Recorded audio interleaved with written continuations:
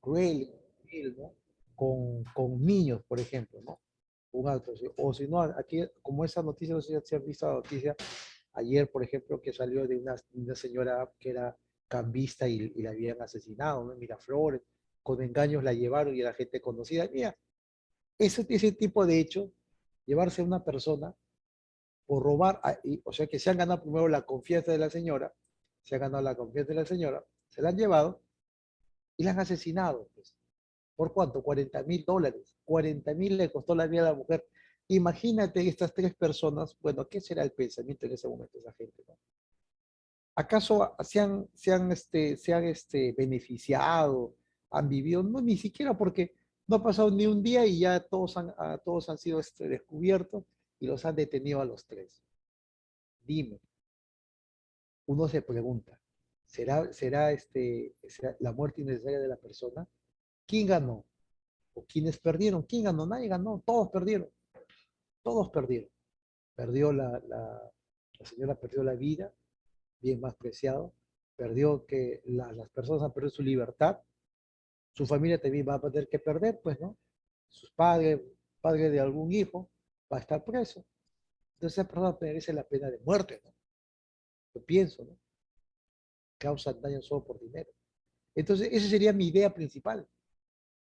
Y ya después, las consecuencias, ahí puedo yo empezar a hablar sobre lo que sería, no le tienes que dar confianza a nadie entonces. A veces la señora por confiada, lo veía todo el mundo todos los días al serenazgo y subió al carro donde estaba este hombre. ¿No?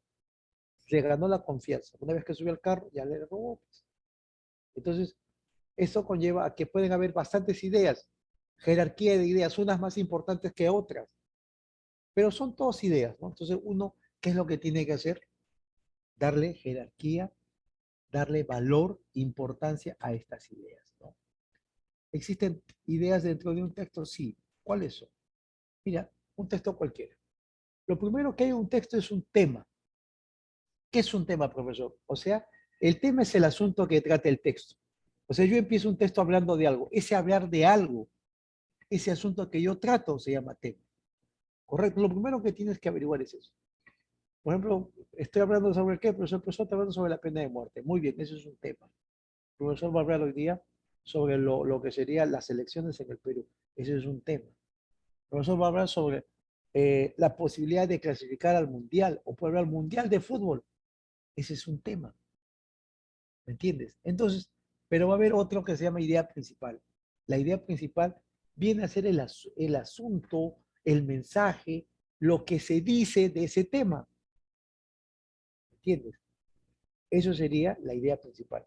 Es lo más elemental del texto porque es la intención que tiene el autor. Yo te quiero decir algo, te miro, te quiero decir algo. Te quiero comentar, chicos, se acerca la Navidad. Mi idea, mi tema, la Navidad. ¿Y qué quiero decirte? Jóvenes, ¿qué tal si nos organizamos y hacemos una chocolatada para un pueblo, para una localidad, un pueblito, un asentamiento humano donde la gente quizás no tenga capacidad? Esa es mi idea principal. Organicemos una chocolatada para los más necesitados. Muy bien, mi idea principal. Entonces, ¿cuál es la idea principal del profesor? El profesor está hablando de se acerca la Navidad y el profesor quiere organizar una chocolatada. Mira, ¿qué más? Pero para eso necesitamos comprar, pues, que alguien nos regale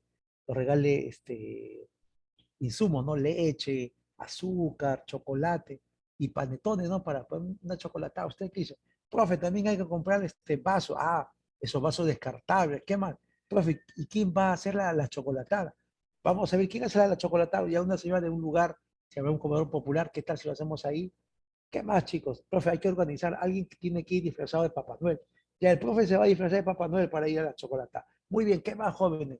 Profe, ese día hay que hacer intercambio de regalos entre nosotros, profe, ya puede ser. ¿Qué más? Profe, llevamos regalos para los niños, pero habrá que comprar o pedir a alguien que nos auspicie, que nos regale.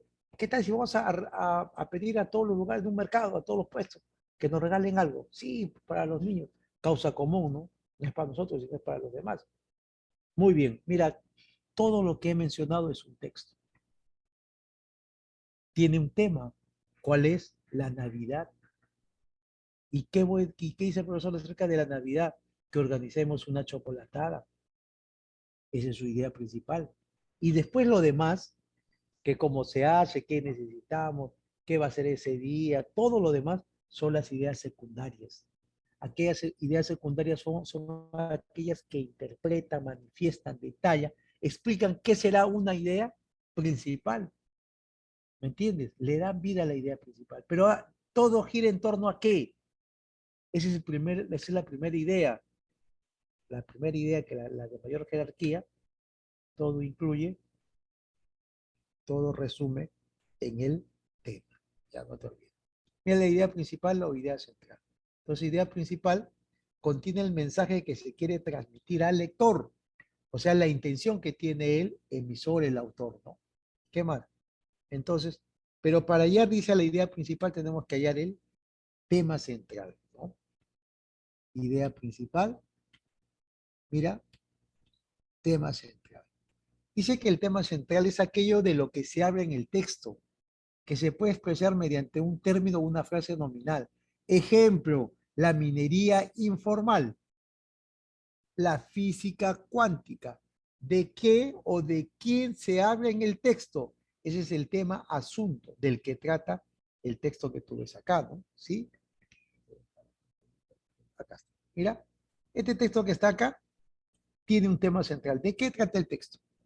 Correcto. Una vez que ya sabes el tema, pregúntate, ¿qué se dice del tema? Se llama idea principal. Entonces, la idea principal contiene el tema, un aspecto particular de este y en algunos casos la intención o postura del autor. Se manifiesta, se expresa a través de una oración, uso verbal. En cambio, el tema es uso nominal, no verbo. ¿Qué más? Miren, jovencitos, ¿ah? Si el tema fue la minería informal, ¿yo qué puedo decir del tema? Que la minería informal es una de las causantes del daño ecológico en la selva. Esto es el mensaje. ¿De qué? De este tema. ¿Ya? Entonces la idea principal también es importante porque señala el mensaje del autor, la intención, propósito que ha querido decir, ¿no? ¿Qué más? Mira, tema la física cuántica, que la física cuántica se ocupa de los fenómenos físicos a escala microscópica. ¿Esto qué será, chicos? La idea principal, profesor. ¿De qué? De este tema que está acá. Entonces ya se ha entendido. Cuando uno lee un texto, tiene que tener en cuenta dos puntos fundamentales. El tema, que es el asunto, y la idea principal, que es lo que se dice del asunto.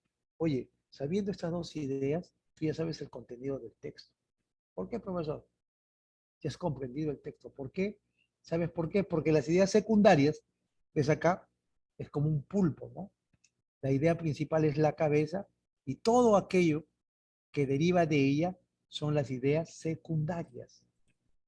La idea secundaria, entonces, aquellas que explican, complementan, ilustran, ejemplifican, sostienen, detallan, pero ¿a quién? A la idea principal. Correcto, idea principal de mayor jerarquía que las ideas secundarias. Mira, las ideas secundarias argumentan, explican, ejemplifican, amplían, ¿no? O especifican también. Quiero que entiendas algo. Profe, basta encontrar la idea principal y el tema. Ya sé lo que es un texto, sí. Ya sabes, porque el autor te va a manifestar un montón de ideas, pero solo tiene un solo propósito, decirte algo, nada más, ¿no? Decirte algo.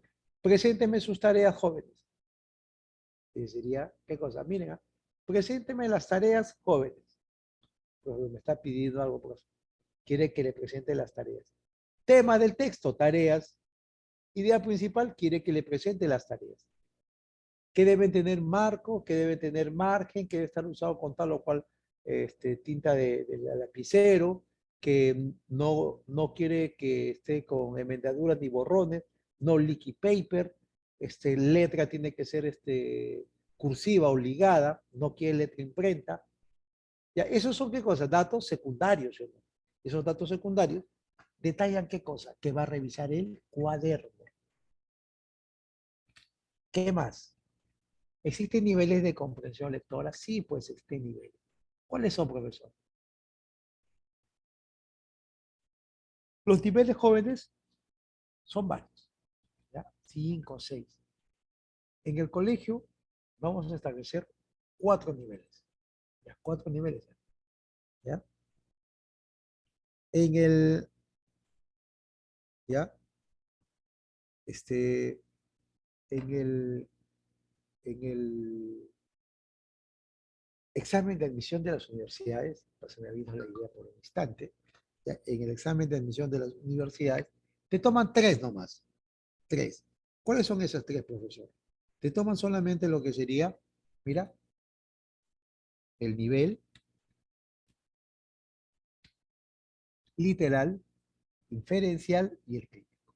No te toman ya el creativo. Profe, pero ¿por qué no? Y en el creativo tú tienes que trabajar más, porque primero es esto y después vienen los otros. De verdad, primero es esto y después vienen los otros. Pero también puede haber, ¿no? Este de acá puede ayudar a poder tener esto. Profe, pero entonces, ¿hay alguno que es principal? No. Lo que puede haber es alternancia, interacción entre ellas. Y te digo por qué.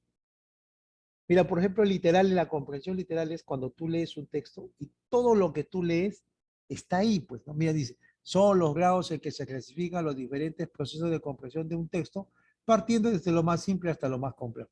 Miren, chicos, esta es una información de un texto. Así sean 3 líneas, pero es una información de un texto.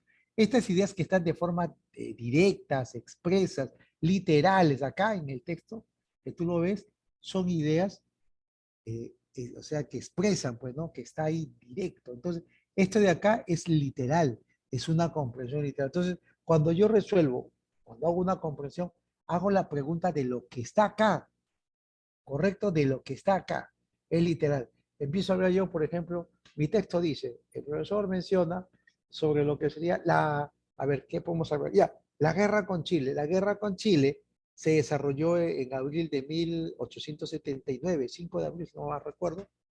Chile nos declara la guerra porque ya tenía acuerdos pues, con Inglaterra para apoderarse del guano y del salitre, que eran los recursos naturales de la época. Entonces, Chile pues le inicia una guerra a Bolivia.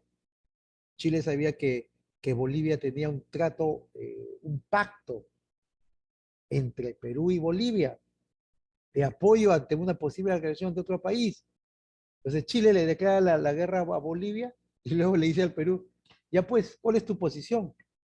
Perú, desgraciadamente, ¿qué tiene que hacer?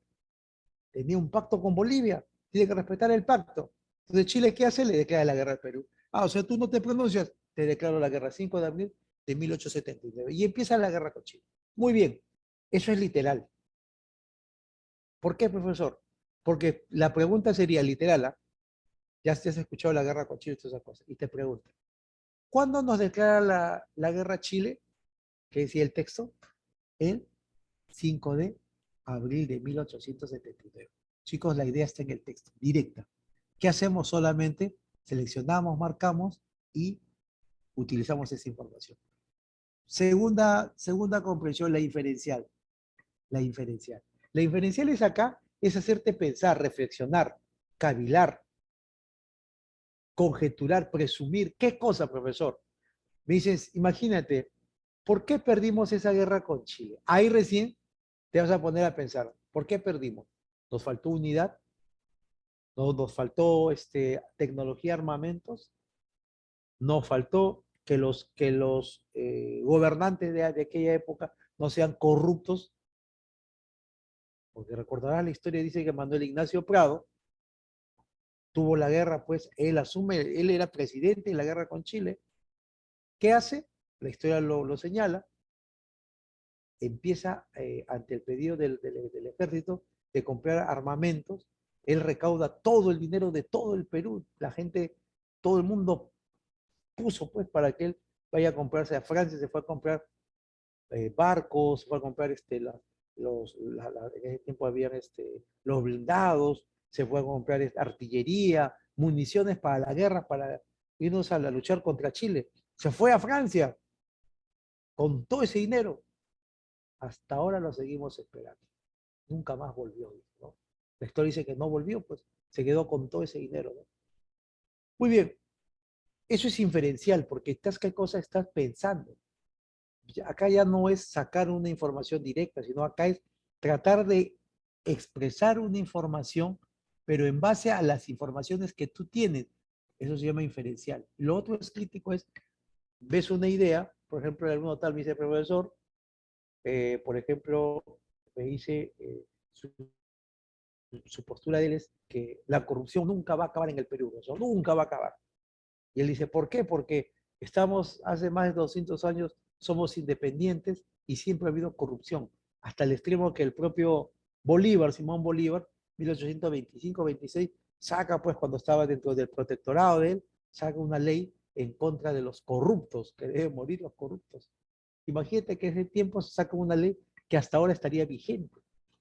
Por eso, profesor, entonces esa es su idea de él, pues, ¿no? Su tesis, su hipótesis y tiene su argumentación. Por eso que eso se llama nivel crítico, chicos. 3 niveles, ¿ah? Literal, inferencial, nivel crítico. ¿Cuál es el creativo, profesor? Vamos a ver. Que brevemente hay que hacer, ¿no? Porque esta clase es para expandirnos, para explayarnos, ¿no? Cuando hablamos de comprensión. Mira, lo creativo es lo que tú haces. En base a lo que me has oído, no, yo voy a escribir sobre la guerra con Chile, la verdadera historia de la guerra con Chile. Y tú vas a dar tus apreciaciones. No, en el Perú faltó pues que tengamos unidad. No había unidad. No había, nadie sentía el Perú. Porque había lugares donde había la guerra, por ejemplo, en la parte del norte peruano, en la parte del oriente peruano. ¿Sabes qué pasó?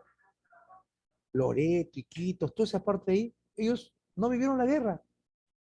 ¿Por qué no vivieron la guerra? ¿Porque ellos no eran peruanos? No, porque simplemente no había unidad nacional. Ellos no sabían si había guerra en las partes del sur, partes del norte. Ellos no sabían que había guerra, ellos vivían su vida tranquilos, ¿no? Porque quizás el Estado no los tomaba en cuenta, no los tomaban en cuenta, no tenían referencia. Jorge, ¿ya? Entonces no tomaban referencia, pues jóvenes. Por esa razón que se llevó a cabo. Entonces, tenemos 3 niveles, literal, inferencial y crítico, lo que usamos, y este nivel crítico del creativo de acá es lo que tú vas a hacer, vas a practicar, tú vas a elaborar. Chicos, esto antes se hacía bastante. ¿Cómo era un examen anteriormente? Te decían un tema, historia del Perú, tema, te colocaban 5 preguntas, preguntas nada más. Luego te decían, por favor, contesta, desarrollo y tenías que desarrollar. Ese era lo creativo. ¿Qué ocurre? A partir de un cierto tiempo empezaron a salir las preguntas y empezaron a ser objetivos. O sea, te daban las alternativas. Entonces tú decías, ya no tenías que escribir, sino tenías que relacionar una medida, o sea, un concepto con alguna pregunta. Entonces la A, la B, la C. ¿Cuál es la pregunta? La C, profesor. Esa es la pregunta. Muy bien, nos acostumbramos a eso. ¿Qué dejamos de lado? Escribir, pues, joven. ¿Qué dejamos de lado? La capacidad de crear un nuevo pensamiento. Y por eso, una vez que se deja de lado, se trabaja estas formas de acá. Pero ¿qué ocurre? Ya el que lee comprende, pero el que lee ya no puede crear, pues ahí se habla de lo que sería la producción, ¿no? ¿Producción de qué, profesor? La producción escrita, pues el que lee, escribe. ¿Sí o no? Muy bien. Ahora sí. Hay niveles de comprensión lectora, lo que te había comentado, hay informaciones. El texto tiene solo 2 tipos de informaciones. No te olvides, ¿ah?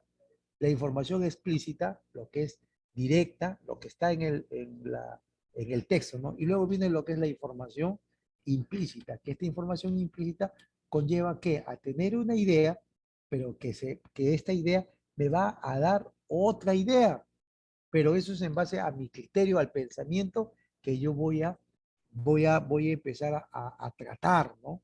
Voy a conjeturar. Mire, jovencito, mire. Mira acá, vamos a ver. La explicación tiene, o sea, lo que dice un texto de forma expresa se llama información directa, evidente. Se centra en la información que está expuesta en el texto. Lo interpretamos de esa manera. Uno lo lee, ¿no? Por ejemplo, fechas, personajes, importancias, está en el texto. Eso tú lo determinas acá, ¿no? Ese es el texto. Pero la información que va a derivar de estas informaciones se llama implícita, se deduce, ¿ya? Se infiere. Entonces uno lee y de acuerdo a esos datos que tenemos acá, vamos a sacar una nueva idea. Extraemos nuevas ideas. Jóvenes, chicos, todo es... Mira, yo cuando enseño a mis alumnos de las pre, por ejemplo, les digo, jóvenes, la inferencia es elemental, les digo. Es como ustedes. Eso lo usamos en la vida diaria. Profesor, ¿pero por qué? Porque uno inferencia es en base a lo que uno ve. Todo es inferencia, todo es inferencia, ¿de verdad? Porque en estos tiempos la inferencia es el razonamiento, el pensar. Jóvenes, si yo le digo al chico, mira, a ver, yo le digo a María, María, mi compañera, María, te quiero invitar al cine.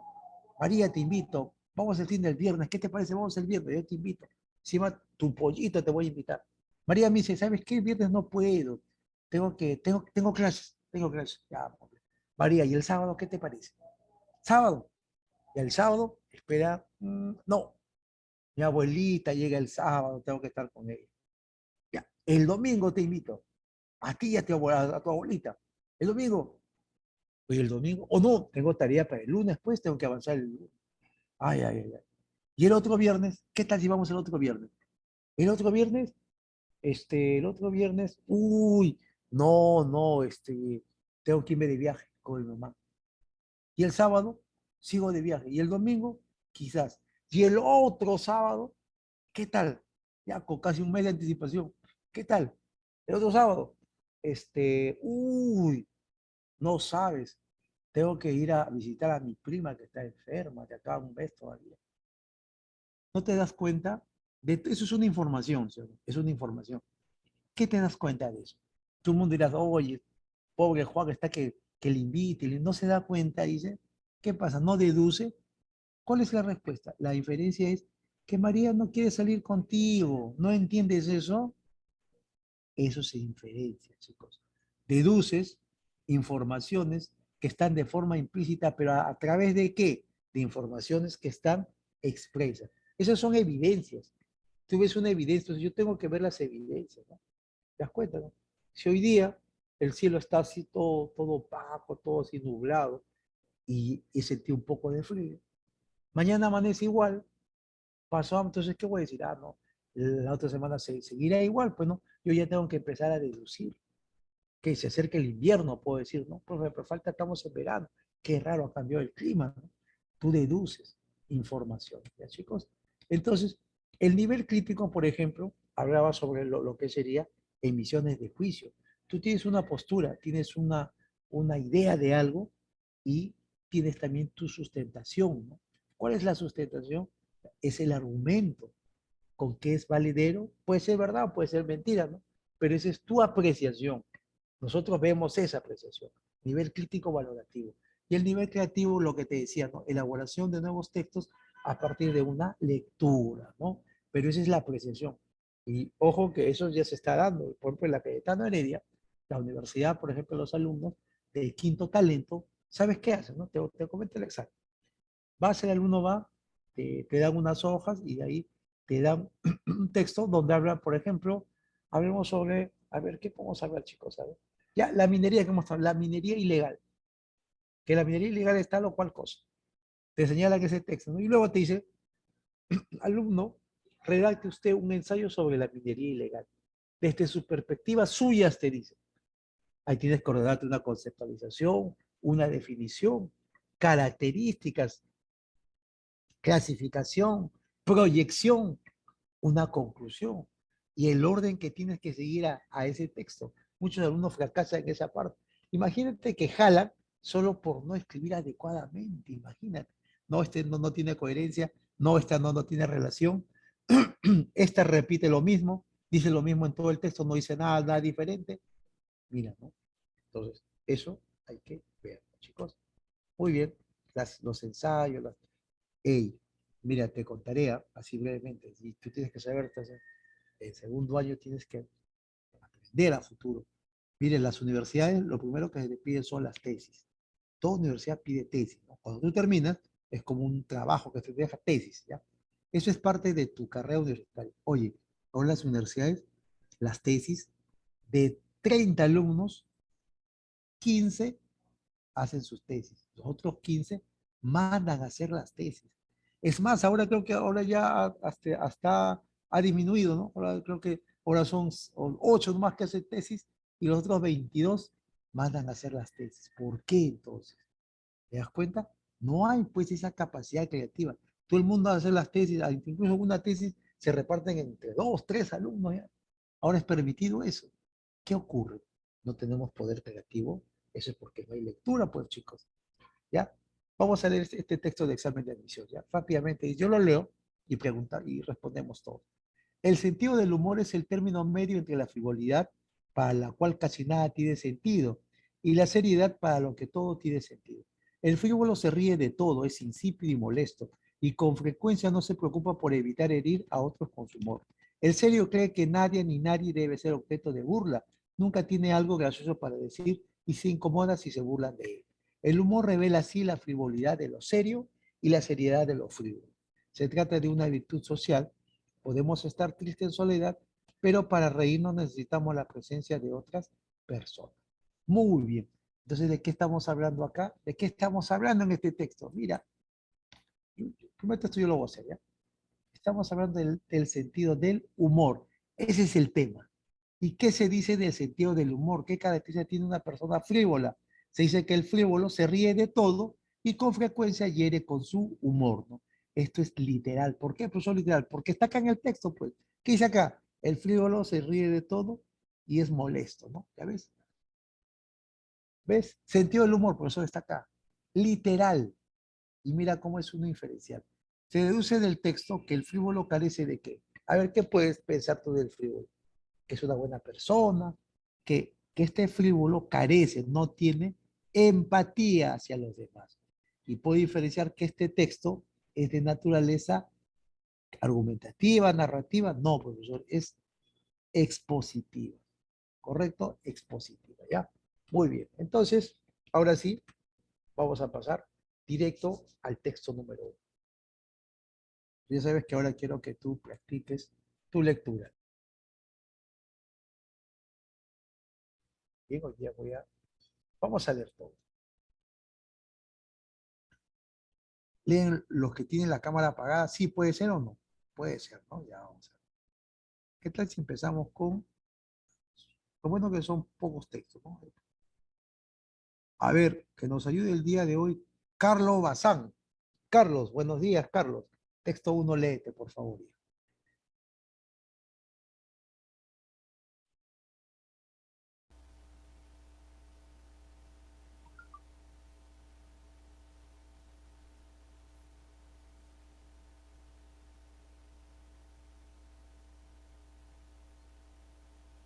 A ver, Carlos, ¿puedes empezar, hijo? Texto uno, en voz alta para todos.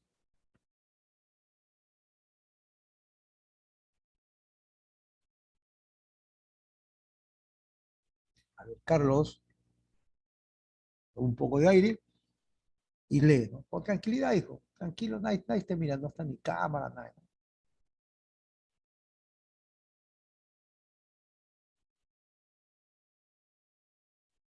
A ver, Carlos, buenos días.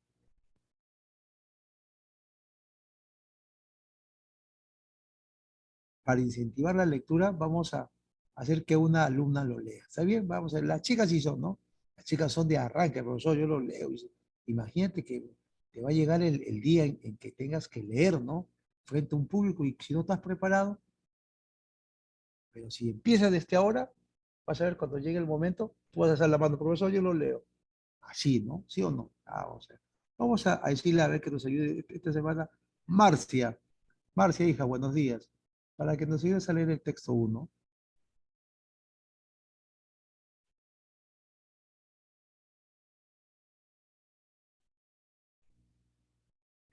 Sí, a ver, Marcia, hola, así se Una escucha. primera dificultad para definir corrupción es la simple constatación histórica de que los límites y los ámbitos de esta cambian mucho de una cultura y una época histórica a otra.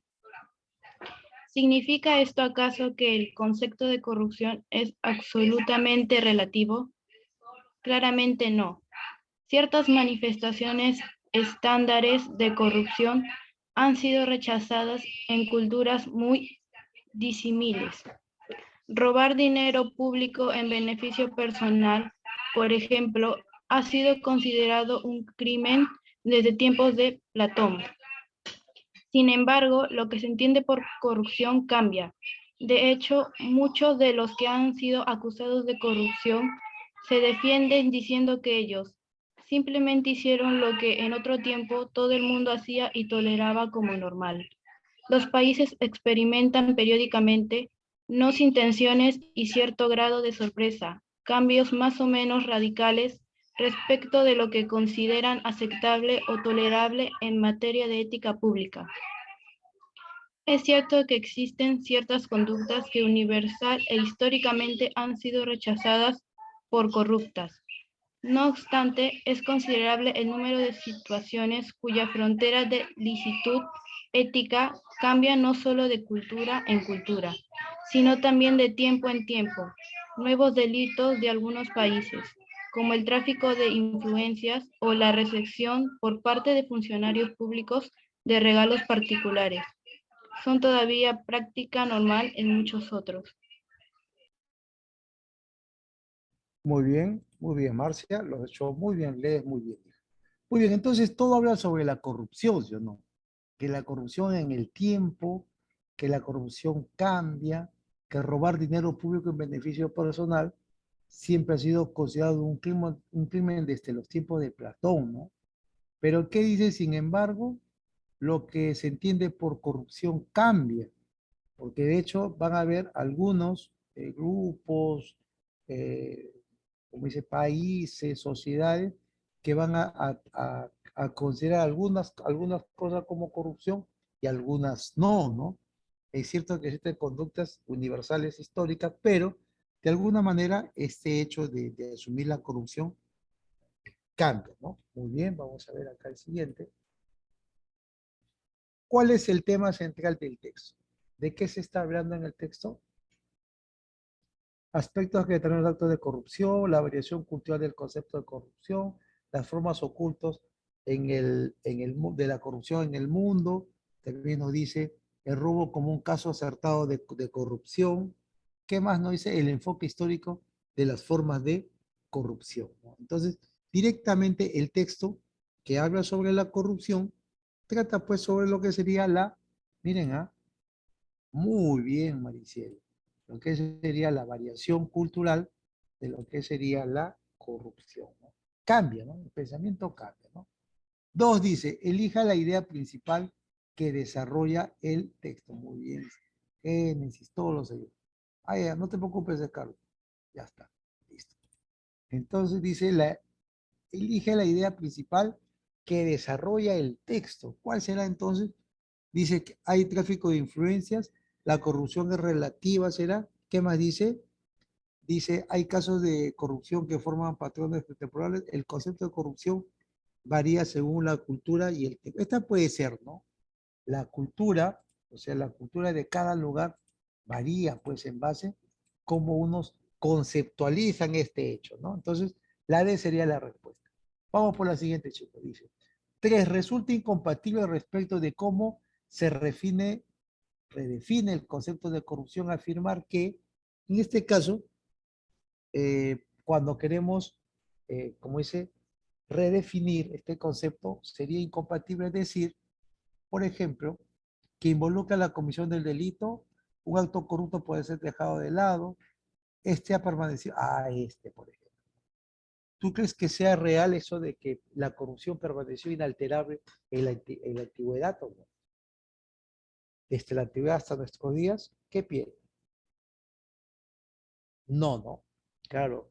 La corrupción existe de acuerdo a los países, de acuerdo cómo o qué situación, qué hecho lo puedas considerar tú ser este delito.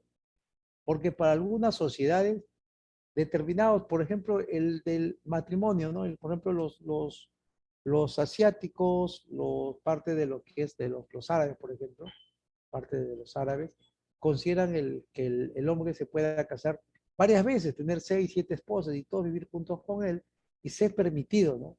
Pero no permite lo otro, que la mujer se pueda casar con 1, 2, 3, 4, tener 4 esposos, eso no se permite, ¿no? En algunos no permite, pues, pero, en cambio, pero para su cultura sí, entonces determinados actos ellos pueden considerar permitidos, para otras culturas, eso por ejemplo acá en el Perú, que somos un país monogámico, es decir, bigamia, o sea, más de dos, ya es un delito. pero para ellos es algo cotidiano, ¿no? Entonces, las cosas cambian, pues, jóvenes, no permanecen eh, estáticas, ¿no? 4. Si en un país se acepta que los candidatos políticos regalen dinero y bienes durante las campañas políticas hasta un monto determinado, entonces, mira, en el Perú solo te prohíbe, o sea, que regales más de una cantidad dada. Por ejemplo, solo te pueden permitir que regales un polo, nada más, un polo. ¿Qué pasaría si regalas, qué pasaría si regalas tú un polo, buzos, zapatillas, todo completo? Sería un hecho de corrupción, pues, ¿no? ¿Tú qué dices? Ya sería corrupto, ¿no? ¿Te pasa? Entonces habría corrupción si los candidatos exceden el límite de pago aceptado, ¿no? Vamos por el siguiente. Ahora sí. Preguntas breves nomás, ¿ya? Pregunta 3. ¿Otra señorita? Sí, ¿no? O un joven quiere decir yo, profe, para que haga, a ver, y puede decir, ¿ah? Porque en otro salón los chicos levantaban la mano, profe, yo, las chicas también, ¿no? Pues vamos a ver hoy día a Génesis. Génesis. A ver, hija, ayúdame con el texto 2, por favor. ¿Por qué estaba Pizarro en Cajamarca? ¿Por qué no intentó Atahualpa conquistar España? Pizarro llegó a Cajamarca gracias a la tecnología marítima europea, que permitió construir los barcos que llevaron a través del Atlántico desde España hasta Panamá y después por el Pacífico desde Panamá hasta Perú. Al carecer de esta tecnología, Atahualpa no se extendió a otras tierras desde América del Sur. Además de los barcos, la presencia de Pizarro dependió de la organización política centralizada que permitió a España financiar, construir, dotar de personal y equipar los barcos. El Imperio Inca también tenía una organización política centralizada, pero este hecho supuso en realidad una desventaja, porque Pizarro capturó a la cadena de mando inca intacta al capturar a Atahualpa. La tecnología marítima unida a la organización política fue asimismo fundamental para la expansión europea a otros continentes, así como para la expansión de muchos otros pueblos. Un factor relacionado que llevó a los españoles a Perú fue la existencia de la escritura. España la poseía y no así el Imperio Inca. La información podía difundirse de manera más amplia, exacta y detallada, mediante la escritura que por medio de la transmisión oral, el primer informe publicado de las hazañas de Pizarro, obra de su compañero el capitán Cristóbal de Mena, se imprimió en Sevilla en abril de 1534, solo 9 meses después de la ejecución de Atahualpa. La obra tuvo gran éxito, fue rápidamente traducida a otras lenguas europeas y envió una nueva corriente de colonizadores españoles para reforzar el control de Pizarro sobre Perú.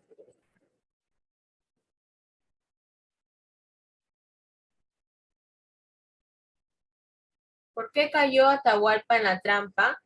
A posteriori, nos parece asombroso que Atahualpa cayese en la evidente trampa de Pizarro en Cajamarca. Los españoles que le capturaron quedaron igualmente sorprendidos de su éxito. Las consecuencias de la alfabetización ocupan un lugar destacado en la explicación última. La explicación inmediata en que Atahualpa tenía muy poca información sobre los españoles, su poderío militar y sus intenciones. Había obtenido aquella información escasa por vía oral, principalmente de un enviado que había visitado la fuerza de Pizarro durante 2 meses mientras las tropas estaban en camino hacia el interior desde la costa. Aquel enviado vio a los españoles desorganizados en el mejor de los casos. Dijo Atahualpa que no eran guerreros, y que podían inmovilizarlos si les daba 200 indios. En una palabra, la alfabetización hizo posible que los españoles fueran herederos de un inmenso cuerpo de conocimientos sobre el comportamiento y la historia humanos. En cambio, no solo Atahualpa carecía de la menor idea de los propios españoles y de toda la experiencia personal de cualquier otro invasor exterior, sino que ni siquiera había oído o leído acerca de amenazas semejantes a cualquier otra persona, en cualquier otro lugar, en cualquier época anterior de la historia.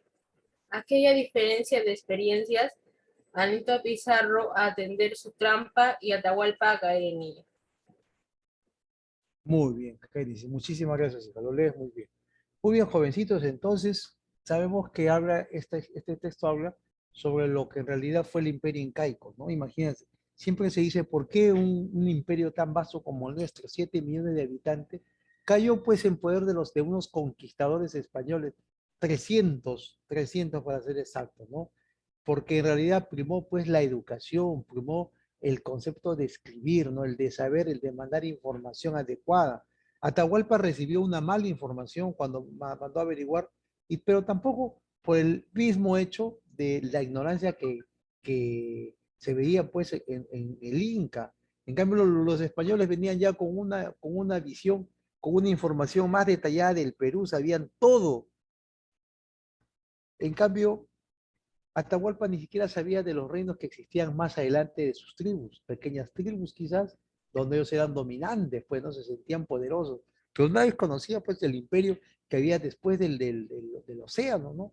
Nadie conocía a España, nadie sabía qué había más allá de eso, porque no había, quizás algunos cronistas señalan que habían indicios, ¿no? De algunos indios que los habían visto llegar durante la parte que era Panamá, ¿no? La historia cuenta cuando ellos llegan antes de eso, ¿no? Pero resulta que no fue así, ¿no? Que no fue así. Al final quedó pues el pobre Atahualpa a merced de Francisco Pizarro, ¿no? Y ya saben la historia. Pregunta dice, ¿cuál es la similitud? ¿Cuál es la similitud entre civilización española e inca? ¿De acuerdo o no? ¿De qué hablaban los dos? Más que nada es en base a qué? A una expansión a otros continentes, a una administración política centralista, ambos contaban con ejércitos grandes. Factor sorpresa, no, ¿no? Acá directamente trata de ellos sobre que ambos tenían una política centralista, organizado políticamente, ¿cierto? ¿No? Muy bien. Ya está. Ahora sí. 2. ¿Por qué fue fácil para los españoles engañar a Atahualpa? Porque tenían más tecnología, mejores estrategias, por la mala información que recibió Atahualpa o por el poco desarrollo de la escritura. Eso se dice, ¿no? He visto que habla sobre la alfabetización, ¿no? ¿Sí o no? Entonces, está hablando sobre lo que sería, mira, respuesta entonces, por la mala información que recibió ¿no? De los españoles. No sabía que eran guerreros que venían exclusivamente a capturarlo a él. Señale un probable título para el texto. Para ti, ¿cuál sería el título más adecuado? Las diferencias tecnológicas y la conquista americana, Atahualpa y Pizarro, las técnicas de guerra, o la escritura como método de la conquista. Puede ser, ¿no? ¿Ustedes qué dicen? Muy bien, chicos. Muy bien, todo lo que están contestando. Respuesta entonces sería la escritura, ¿no? Vamos a ver ahora.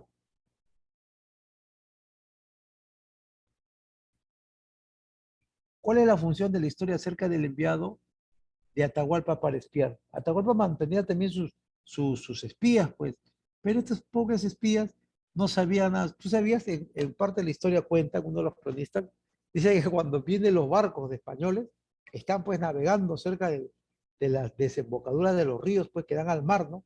Y en eso un indiecito estaba con su balsa, tenían balsas, sino pescadores, pues no balsas. Estaba navegando cuando en eso se aparece el enorme barco, pues. Imagínate un enorme barco de madera, ¿no? Con hombres con unos cascos, con corazas doradas, algunos metal, ¿no? Y sale así, llegan así. Dice que el indígena quedó, pero pasmado, dice, pasmado, como si hubiese visto otro mundo, ¿no? El cronista cuenta que el indígena quedó con la boca abierta, no, sin decir ningún gesto, ni moverse, nada. Quedó así frío, quedó. Y los españoles se reían de él, dice, ¿no? Se reían, mira cómo quedó asustado, ¿no? Imagínate cómo habría sido, pues, ¿no? Ese choque de dos culturas. La respuesta entonces sería destacar la importancia de la escritura y la información. Muy bien, chicos. Pregunta texto número 3. ¿Ya? Este es interesante, ¿no? De lo que habla sobre lo que sería el trabajo infantil. Muy bien, ahora lo va a leer. Bueno, han leído dos señoritas. A ver que sea un joven, caballero, a ver que va a sacar cara por los varones del salón, ¿no? Profesor, ¿no? Esta pues es Jeremy. A ver, Jeremy, buenos días, Jeremy. A ver, Jeremy. Texto 3, Profe, texto 3, hijito, ayúdame, ¿ya? Gracias.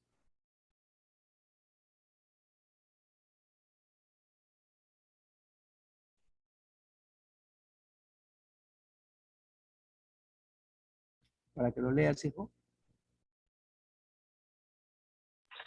el gobierno peruano lanzó este martes la campaña Goleada el trabajo infantil para erradicar la explotación laboral infantil y todo tipo de trabajo para los menores de 14 años.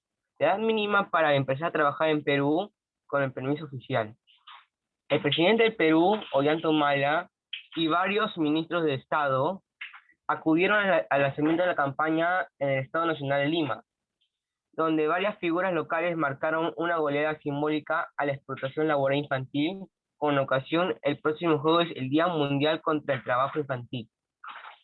Trabajar no es malo, es bueno. El problema es que hay explotación laboral con los niños y le robamos su futuro, afirmó el mandatario, acompañado por su esposa Nadie Heredia.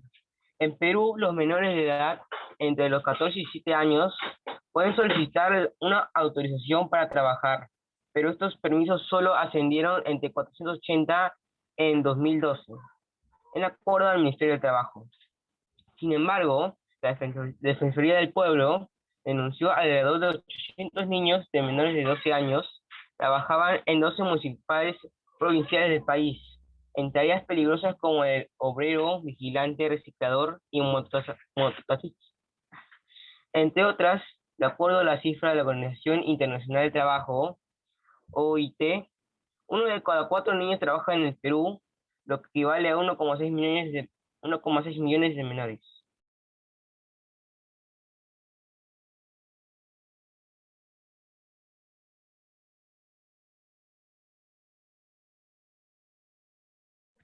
El mandatario declaró que la etapa de la niñez es el aprendizaje y de su constitución de valores, pero un niño que trabaja no respeta ni siquiera su cuerpo, por lo que se genera prostitución infantil, cosa que rechazamos. Humala recordó que el gobierno intervino hace poco en una zona, en la Selva Sur, que estaba tomada por la minería ilegal, y ahí encontramos explotación sexual infantil, con la anuencia de los padres menores explotados. Estamos cansados de las cosas que muchas veces nos avergüenzan como sociedad, como se agradece a un niño, indicó Mal. El presidente defendió la necesidad de hacer un alto a la explotación laboral y sexual del menor de edad y promover en su lugar la educación, el deporte y el arte para niñas y niños. La directora para la zona unitaria de la OIT, Carmen Moreno, dijo que la ceremonia que está organizada promovió la iniciativa contra el trabajo infantil y llamó la atención de una falta grave. Muy bien, hijo, lo has leído muy bien. Miren, chicos, de este tiempo de Humala, de 2015, 14, se decía que había explotación infantil. Hasta ahora hay, ¿no?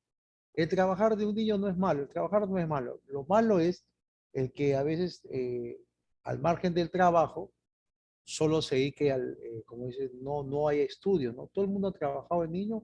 Cuando uno ayuda en casa al papá, a la mamá, si alguno de sus padres tiene algún tipo de negocio, trabajo, comercio, se ayuda, pues ese es trabajo, ¿no? Pero acá lo diferencia de trabajo infantil porque es explotación infantil, que ese sería otra cosa, ¿no? Donde el niño está, lo explotan como si fuera un adulto, y eso es explotación. Si puede trabajar un par de horas ayudando a la mamá y al papá, sería trabajo, ¿no? Pero lo otro es explotación, trabaja todo el día, incluso no va ni al colegio, esa es explotación. Eso, y hay gente que los utiliza. Entonces hay tanta pobreza, pero a veces Humala decía, ¿no? Humala decía que acá simplemente que la explotación se da, que no deben, no se deben, no debe, que el niño está hecho para estudiar, sí, un montón de cosas que sí es verdad, ¿no? A veces los gobiernos dicen eso, ¿no? La OIT los defiende, pues, ¿no? La necesidad de un alto a esa explotación laboral de ese niño, de ese menor de edad. Y que los jóvenes de 14 años hacia adelante sí pueden trabajar, pero con un permiso de lo que se establece, pues, en la ley, ¿no? Y el permiso es a partir de los 14 años, una hora en un tiempo dado. Muy bien, entonces, Moreno, yo continúo, ¿ya? Moreno alegó que el trabajo infantil entraña riesgos y su combate requiere la articulación de políticas y la participación del empresariado y de las organizaciones sindicales. A su turno, la ministra de Trabajo, Ana Jara, explicó que ha planteado a los empresarios del país firmar una declaración para tener un Perú libre de trabajo infantil, sobre todo en aquellas zonas donde se desarrollan actividades económicas informales. El trabajo relacionado por menores de 14 años es infracción, precisa Jara, y añadió que es necesario concientizar a los padres para que no lo permitan. La erradicación del trabajo infantil no solo es para menores de esa edad, sino del trabajo que sea peligroso y comprometa la salud de nuestros niños, afirma Jara. Algunas de las formas más peligrosas del trabajo infantil detectado en Perú es un campamento de extracción ilegal de oro en la región de Madre de Dios, donde también existen prostitución infantil y trata de personas, en las fábricas informales de elaboración de ladrillos y en el narcotráfico que utiliza a menores para la cosecha de la hoja de coca y el traslado de droga en mochilas, entre otros, ¿no? Muy bien, tú sabes que el, la explotación infantil en el Perú se da, pues, ¿no? Se da porque es que, como hemos leído en el texto anterior, la corrupción, pues, jóvenes. Si hay lugares, por ejemplo, como dice el texto de Madre de Dios, donde hay pueblos donde el Estado no interviene, minería ilegal, donde el Estado, si hay policías, hay fiscales acá, nadie se interviene y se permiten que a muchos niños los pongan a trabajar como esclavos en todo sentido. Y pues eso se puede evitar, ¿no? Pero desgraciadamente no se hace nada, pues, chico, porque esa minería ilegal mueve cantidad de dinero, pues, y el dinero hace esto, ¿no? Impunidad. En el Perú, los menores de edad entre 14 y 17 años pueden solicitar una autorización para trabajar, pero esos permisos solo ascendieron a 400 en el 2012, de acuerdo con el Ministerio de Trabajo. Este enunciado, ¿qué nos trata de decir? Demuestra el estado de ilegalidad que refleja el trabajo infantil, las cifras de resultados deplorables, surge a las claras la poca información de los padres sobre la explotación infantil o demuestra la triste realidad de todos los niños en el país. Entonces acá directamente te está tratando de decir que solo 480, pero en realidad hay más, pues, ¿no? Son miles que trabajan, que son explotados, ¿no? Entonces, por esa misma razón, este enunciado demuestra ese estado de ilegalidad. Dos, ¿qué se puede responder de acuerdo a la información del texto? ¿Qué piensas tú? ¿Qué piensas? ¿De dónde? ¿Qué se puede suponer? Profe, se puede suponer, profe, cómo se podría solucionar el problema de la explotación infantil, ¿no? Eso podemos preguntarnos, ¿no? ¿Cómo podemos salvar esto, solucionar? Tres, ¿qué solución le da Ollantumala al problema de la explotación infantil? Un compromiso empresarial, una conformación gremial, incentivar el deporte y el arte, dice, ¿no? Esa es la salida tan ingenua que dio Ollanta, ¿no? Dice, para que no haya trabajo infantil, que los niños hagan deporte, que practiquen arte, que pinten y se salgan de esa explotación laboral. Cuando no se dio cuenta él, no se dio cuenta, como lo es actualmente, que no es sacarlos a que practiquen deporte y arte si no tienen nada que comer en casa. ¿Sí o no? Si no tienen nada que comer, entonces tienen que salir a buscar su alimento, pues. Recordemos la obra, y espero que la hayas leído, Los gallinazos sin plumas. ¿Te acuerdas o no esa obra? De Efraín y de Enrique, dos niños que pelean con los gallinazos para alimentar al cerdo, a Pascual. ¿Te acuerdas o no la historia? Es la misma historia, ¿no? Ahí se refleja, pues, niños, el abuso infantil, ¿no? ¿Tú qué dices? El abuso al trabajo, ¿no? Siguiente texto, número 4. A ver, ¿quién me ayuda a leer el texto? Este texto bonito también de la realidad. Muy bien, Jeremy. Lo has hecho muy bien, ¿no? Vamos a ver. Ya nos apoyó Marcia, nos apoyó Génesis. ¿Quién más? Hay un alumno, a ver, para que. Vamos a ver con Sebastián. Sebastián Emanuel. Hijo, buenas, Sebastián. Sí, profesor. Texto 4, hijo. Tú me mueres. La locura habitual que se vive en la guerra brilló mucho más en la guerra de Corea, que fue un conflicto bélico derivado de la Guerra Fría, librado desde el 25 de junio de 1950 hasta julio de 1950. Se inició como una gran guerra entre Corea del Sur y Corea del Norte, internacionalmente limitada como que involucró a Estados Unidos y a otras de 19 naciones. Las causas de la guerra fueron alejadas a cualquier análisis sensato, debido a lo que se perdió en comparación a lo que se logró increíblemente. Fue un enfrentamiento entre los regímenes opuestos, el socialismo y el capitalismo. El comunista Kim Il-sung condujo a los norcoreanos con ayuda a la República Popular de China y de la Unión Soviética. Por parte de, por, por otra parte, el Korean-Ki Siglan-ri lideró a los surcoreanos con la asistencia de los países de las Naciones Unidas y en particular de Estados Unidos. La guerra tuvo su origen en avances del socialismo y del comunismo en los países dependientes y colonizados, favoreciendo con el triunfo de la revolución. El gobierno de Estados Unidos tuvo una reacción inmediata por la amenaza que esta representaba para sus intereses económicos, y no había pasado mucho tiempo desde que estrenaron la bomba atómica de Hiroshima, la cual arrojaron sobre un punto de civiles años atrás. El presidente Truman ordenó al general MacArthur que proporcionara a Corea del Sur la ayuda necesaria y la debida intervención militar.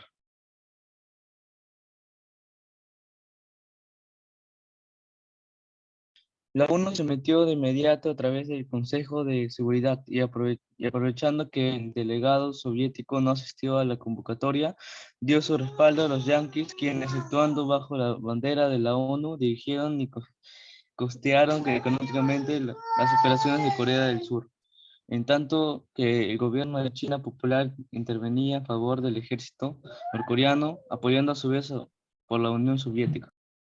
La guerra de Corea habría de durar 3 años, durante los cuales el conflicto parecía no tener solución. El fin de la guerra de Corea no trajo mejoría en las relaciones entre los dos bloques. En Estados Unidos, la opinión pública desaprobaba que su país se hubiera enfrentado a una guerra inútil, como la de Corea, que no había resultado en una victoria militar y en cambio había ocasionado una gran pérdida de vidas humanas y provocando una nueva recesión económica. Nueva recesión económica. Muy bien, Sebastián, lo has leído muy bien. Miren, chicos, el texto habla sobre las guerras que hubo después entre las Coreas. ¿Recuerdas que después de la Segunda Guerra Mundial, el mundo se dividió en dos ejes, pues, socialismo y capitalismo? Socialismo, los rusos, los chinos apoyaban, y el capitalismo, Estados Unidos, Inglaterra y los países aliados. Entonces, ¿qué hacen estos países? Empiezan ellos a fomentar, pues, sus regímenes en todo lugar, y siempre va a haber unos que estén a favor y en contra. Y por eso es que hubo la división, pues, ¿no? Corea Se divide en dos, pues, igual también, igual Corea del Sur, Corea del Norte, unos que están a favor, otros que están en contra, ¿ya? Y cada uno de estos países, ejes mundiales, los apoyan, pues. Estados Unidos apoyaba a Corea del Sur, Rusia y China apoyaban a Corea del Norte. Hasta ahora es igual, ¿no? Hasta que estos países, después de una guerra de 3 años, después de la Segunda Guerra Mundial, esta es una guerra que se da en el tiempo denominado la famosa Guerra Fría, que se llama. O sea, no había una confrontación directa, pero había el temor de que cualquiera de ellos disparase, pues, el misil, porque ya había armas nucleares, atómicas. Entonces, el mundo vive con ese miedo desde hace mucho tiempo, ¿no? De que cualquier momento exista una guerra nuclear. Sabremos ya solo cuando empezara la guerra y empiezan a sonar las bombas en todo el mundo y el cielo se oscurezca, ahí empezaremos, diremos, empezó la tan bendita guerra mundial, ¿no? Entonces, habla de las dos Coreas, ¿sí o no? Corea del Norte, Corea del Sur, los regímenes por pelearse, ¿no? Indica la emoción que el autor plasma en la siguiente línea. Las causas de la guerra fueron alejadas a cualquier análisis sensato debido a que se perdió en comparación a lo que se logró increíblemente. Acá, ¿de qué trata? ¿Qué indica? ¿Qué emoción se da? Los dos gobiernos en guerra, los dos pueblos en guerra, si son pueblos hermanos, Corea es uno solo, lo dividen, ¿no? La respuesta acá, hay un cierto desconcierto, ¿no? Dos dice, señala la intención que tiene el autor en el siguiente enunciado. La locura habitual que se vive en la guerra brilló mucho más en la guerra de Corea, dice, ¿no? Acá, ¿qué nos demuestra?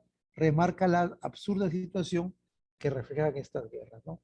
¿A qué se refiere el autor por la frase tuvo eco según un conflicto internacional?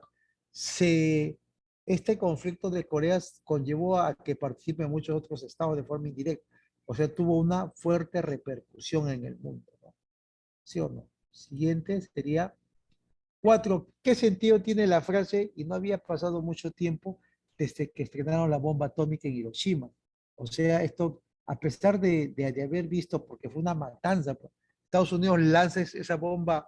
Japón, que era un país, como se dice, muy enervado, un país muy engreído, ¿no? Orgulloso andaba con sus soldados para que inicie esta guerra, o sea, parte de la guerra contra Estados Unidos, bombardearon pues Pearl Harbor, ¿no? Destruyeron mitad de su flota.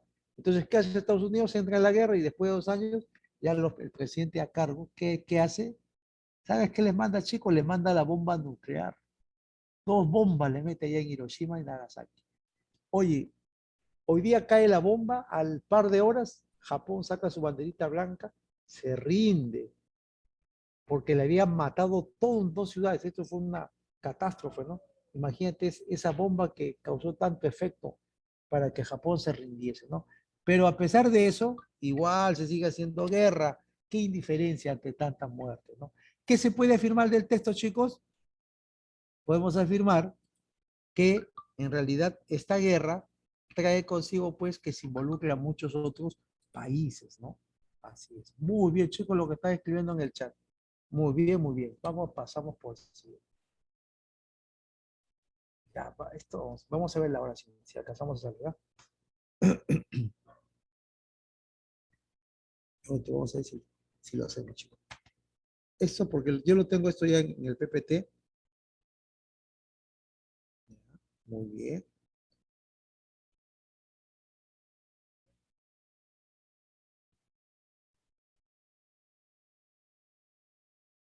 Miren acá, esto lo vamos a pasar. Si a ver si podemos lo hacemos, ¿ya? De esta manera, tres preguntitas, ¿verdad? Este texto quiero que lo lean. Vamos por este texto, ¿ya? Este es el texto, chicos, de la domiciliaria. ¿Ya?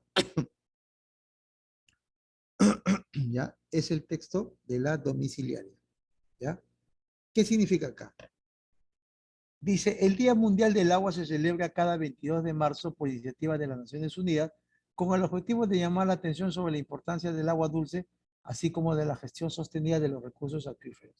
Según Fernanda Mudarra, responsable de la ONG Ayuda en Acción, América Latina es un territorio con grandes recursos hídricos.